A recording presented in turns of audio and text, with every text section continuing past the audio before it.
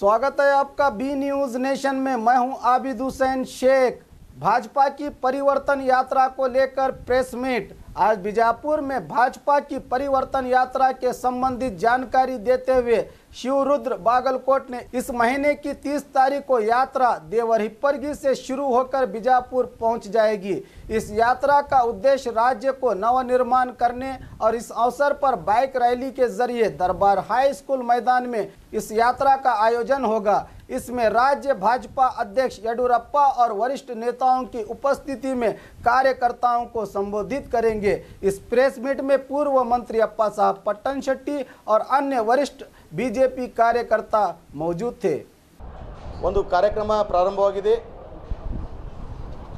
ಆ ನಿಮಿತ್ತವಾಗಿ ಈಗಾಗಲೇ ನಮ್ಮ ಪಕ್ಕದ ಜಿಲ್ಲೆ ಇರಬಹುದು ಬಾಗಲಕೋಟೆನಲ್ಲಿ ಈ ಯಾತ್ರೆ ನಡೀತದೆ ಇವತ್ತಿನ ದಿವಸ।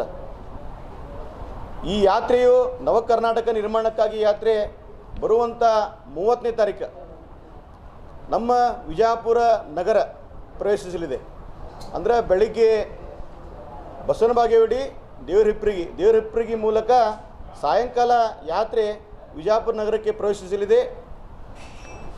ಈಗಾಗಲೇ ಯಾತ್ರೆಗೆ ಸಂಬಂಧಪಟ್ಟಂಗೆ ಸರ್ ದೊಡ್ಡ ಪ್ರಮಾಣದಲ್ಲಿ 20-25 ಸಾವಿರ ಸಂಖ್ಯೆ ಸೇರ್ತದೆ। ಕನಿಷ್ಠ ನಮ್ಮ ಅಧ್ಯಕ್ಷ ಹೇಳಿದಾಗ 4,000ಕ್ಕಿಂತ ಹೆಚ್ಚು ಮೋಟರ್ ಬೈಕಲ್ಲಿ ಸರ್ ಹಿಡಿತದೆ ಸರ್। ಎದುರುಗಡೆ ರೋಡು ಎಲ್ಲ ಬ್ಲಾಕ್ ಆಗ್ತದೆ ಸರ್, ಎಲ್ಲ ನಿಲ್ತಾರೆ। ಒಂದು 10,000 ಚೇರ್ ಹಾಕಿಸ್ತೀವಿ, ಅಲ್ಲೆಲ್ಲಿ ನಿಲ್ತಾರೆ ಜನ।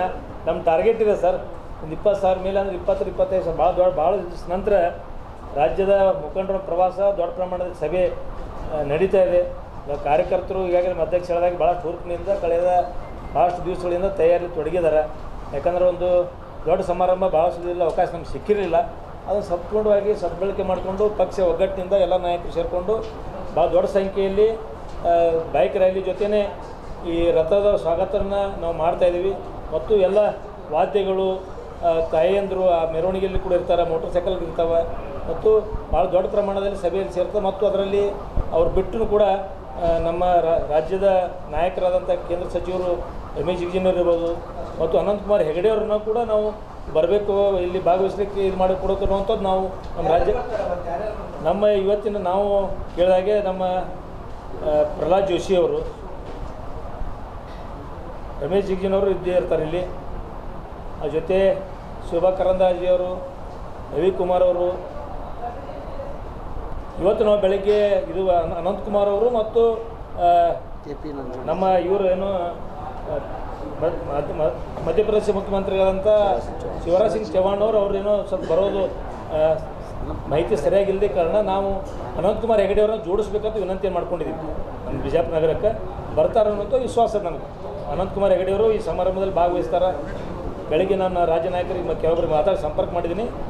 ಅನಂತಕುಮಾರ್ ಹೆಗಡೆ ಅವರು ಕೂಡ ಇದರಲ್ಲಿ ಭಾಗವಹಿಸಿದ್ರೆ ಒಳ್ಳೆಯದಾಗ್ತದೆ। ಕೇಂದ್ರದಿಂದ ಜೋಶಿಯವರು ಶೆಟ್ರು ಗೊತ್ತಿಲ್ಲ ಸರ್, ಯಾಕಂದ್ರೆ ಅವ್ರ ಮಗನ ಲಗ್ನ ಇರೋದ್ರಿಂದ ಅವರು ಇದ್ರ ಭಾಗವಹಿಸೋಕ್ಕಾಗಲ್ಲ, ಮರುದಿವಸ ಲಗ್ನದವ್ರದ್ದು ಶೆಟ್ರು ಬರಲಿಕ್ಕಾಗಲ್ಲ। ಅನಂತಕುಮಾರ್ ಅವರು, ಜೋಶಿ ಅವರು,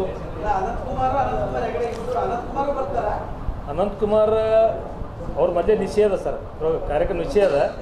ಅನಂತಕುಮಾರ್ ಹೆಗಡೆ ಅವರು ಕೂಡ ನಾವು ಕೇಳ್ಕೊಂಡಿದ್ದೀವಿ ಬರಲಿಕ್ಕೆ। ಅದಕ್ಕೆ ಕಾರ್ಯಕ್ರಮ ಯಶಸ್ವಿಗೆ ತಮ್ಮದು ಕೂಡ ಸಹಕಾರ ಇರಬೇಕು, ತಮ್ಮ ಮೂಲಕ ಎಲ್ಲರಿಗೆ ಇದನ್ನು ಆಹ್ವಾನಿಸಲಿಕ್ಕೆ ಬಯಸ್ತಾ ಇದ್ದೀವಿ। और खबरों के लिए देखते रहिए बी न्यूज़ नेशन।